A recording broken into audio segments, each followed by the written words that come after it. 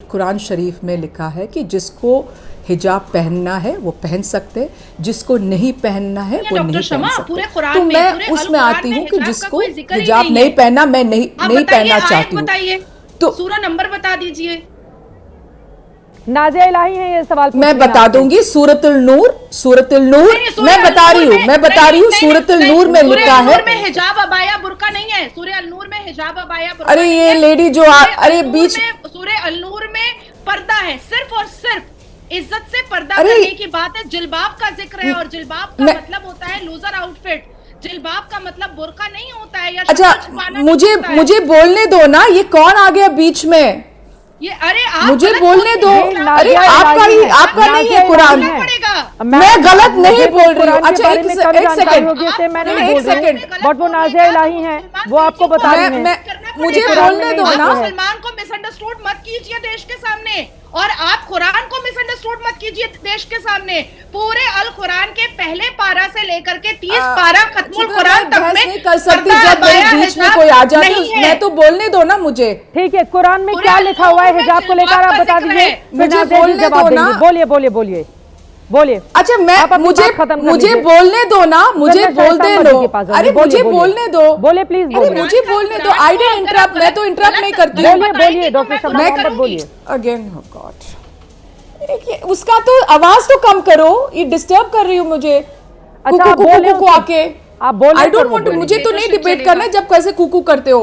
अच्छा सूरतुल नूर में लिखा है कि सूरतुल नूर में लिखा है कि जिसके जो हिजाब है हम ये लेके हमारे बदन पे भी डाल दो, और ऐसा कुछ नहीं लिखा है कि तुम हिजाब नहीं पहनोगे तो गलत है। तो जिसको हिजाब पहनना है उसको पहनने दो, जिसको नहीं पहनना है तो उसको नहीं पहनने दो। वो मेरा सोच है, और वो कुरान शरीफ में भी लिखा है।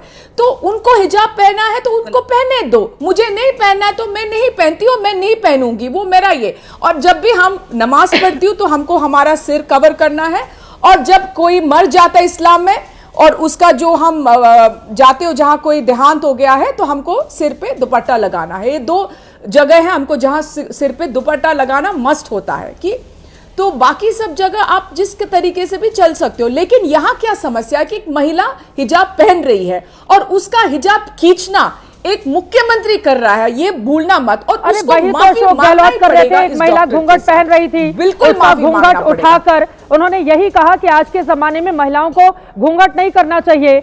मैं तो इस चीज को सही मानती हूँ जो अशोक गहलोत ने किया। आप ही के पार्टी के मुख्यमंत्री रहे सीएम रहते हुए, क्या जरूरत है महिलाओं को घूंघट करके, घूंघट निकाल के मैं यहाँ पर बैठकर अगर एंकरिंग करूंगी कैसे कर पाऊंगी, जरा बताइए।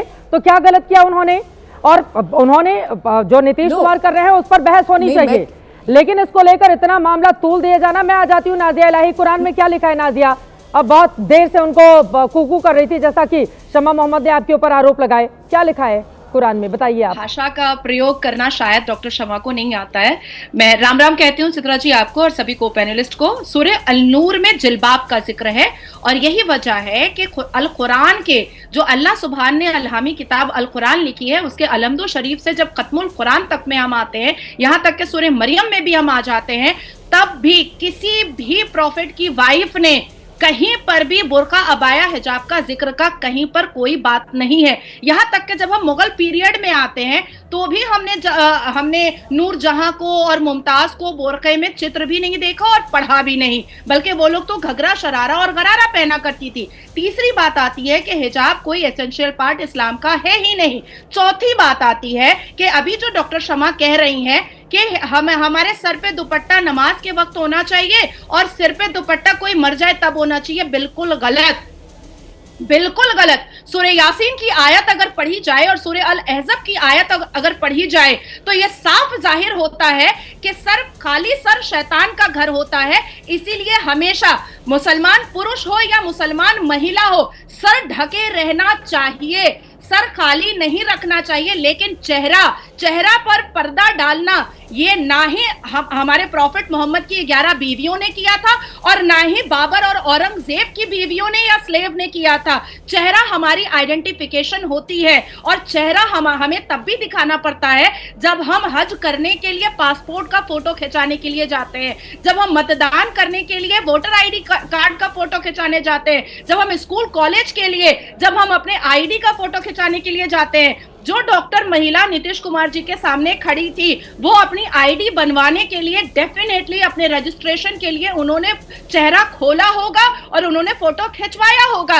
हिजाब में हमारी आइडेंटिफिकेशन खत्म होती है, बर्बाद होती है। हम जब अपना चेहरा दिखाते हैं और हम पंख लगा करके उड़ते हैं तो मुसलमान बेटियां ये साबित करती हैं कि वो इस भारत के शक्तिशाली भारत का एक पार्ट है, एक हिस्सा है। लेकिन नाजिया, मैं आपसे जानना चाहूंगी, देखिए कांग्रेस से जो नेता बैठी हैं वो भी और नाजिया आप भी, आप दोनों मुस्लिम धर्म से ही ताल्लुक रखती हैं।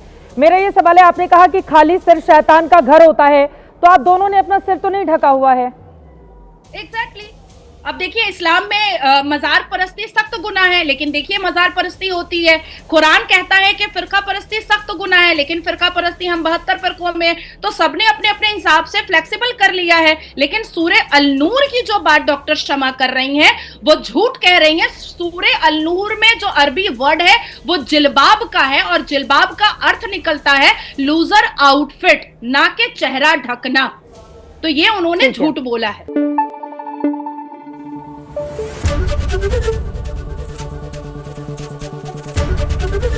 एबीपी न्यूज आपको रखे आगे।